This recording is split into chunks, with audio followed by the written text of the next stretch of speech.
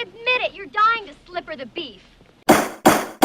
Welcome to In Defense Of, making the case for overlooked, forgotten, or derided movies in 5 minutes or less. If you don't have 5 minutes, here's 5 seconds.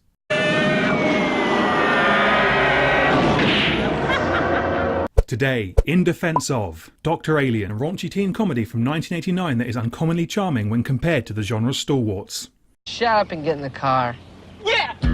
Stuffy college student Wesley is chosen to take part in an after-class experiment by substitute biology teacher Miss Zenobia. Injected with a mysterious green substance, Wesley wakes up the next day feeling newly confident. What he doesn't realise is that a strange antenna occasionally extends out of his head, causing all nearby women to become uncontrollably overcome with lust. This quickly begins to ruin Wesley's chances with Leanne, the one girl he's truly interested in. With the help of his best friend Marvin, Wesley uses his newfound confidence to stand up to the campus bully, impress Leanne by joining a band, and find out what's really in Miss Zenobia's injections.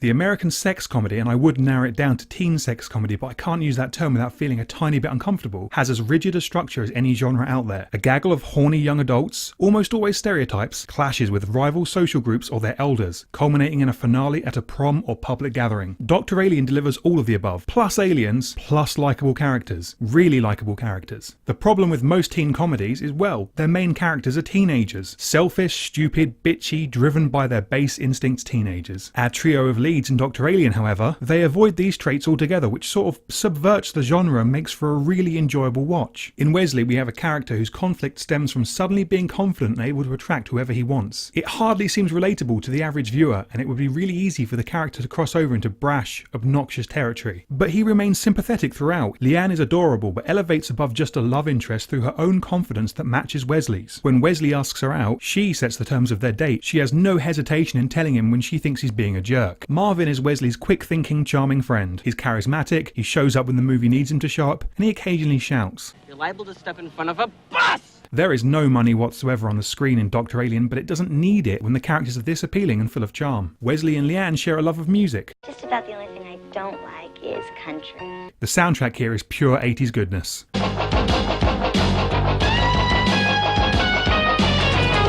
The movie's most memorable scene is the performance of Wesley's glorious hair metal band, the Sex Mutants.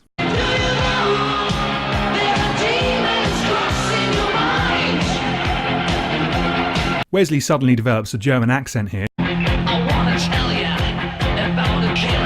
he's completely outdone on this front. Check out his guitarist's completely bizarre English accent. No member of the opposite sex can resist it.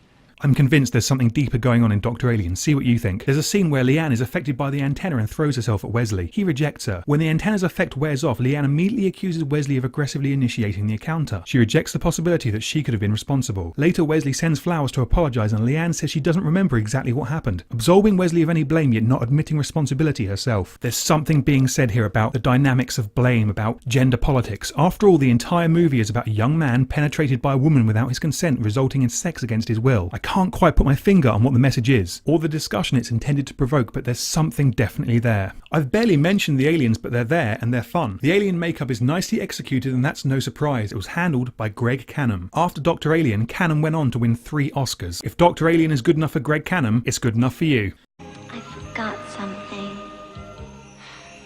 What? This. The peak years of this genre were in the late 70s and early 80s, and its revival at the tail end of the 90s and early 2000s. Dr. Alien came out in 1989. That's about as far removed from either time as is possible. 1989 was a mega blockbuster year, and I'm really not sure who this movie was for. Even today, who is the target audience? The title isn't massively descriptive. The original and alternative title of I Was a Teenage Sex Mutant seems far more apt, clearly indicating both the teen sex comedy and B-movie traits. I'm not really sure why Dr. Alien was chosen as the final title. It's unusual for a Charles Band production, who gave us wonderfully descriptive titles like Cannibal Women in the Avocado Jungle of Death and Sorority Babes in the Slime Ball Bowl-orama. Speaking of sorority babes, director David DeCoteau has a bad reputation these days for pumping out Z-grade crap. In 1989, his name was yet to be tarnished, attached to a string of mostly enjoyable B-movies, but these days his reputation is enough to put off more discerning fans of cult cinema. Why are you wearing that? My head was cold. Revenge of the Nerds. Likeable characters, nudity abound, big musical performance. If you really want to maximise the comparison, there is also some really uncomfortable rapey stuff in there too. And how did these get into my pocket? Whoa! Can I keep these? No! It's cheap, it's charming, and it subverts the more unsavoury tropes of the teen comedy genre while retaining the core attributes that draws audiences in the first place. Dr. Alien is silly fun, it knows it's silly fun, and it's a consistently enjoyable 84 minutes. Michelle Bauer, Linnea Quigley and Brink Stevens make up a trinity of actresses who between them were in just about every low-budget horror film made in the 80s.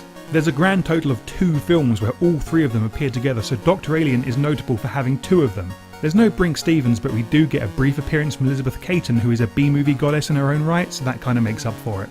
Dr. Alien is a really unconventional teen comedy, and Nightmare City is a really unconventional zombie movie. It's very likely the first appearance of running zombies. Check out my review.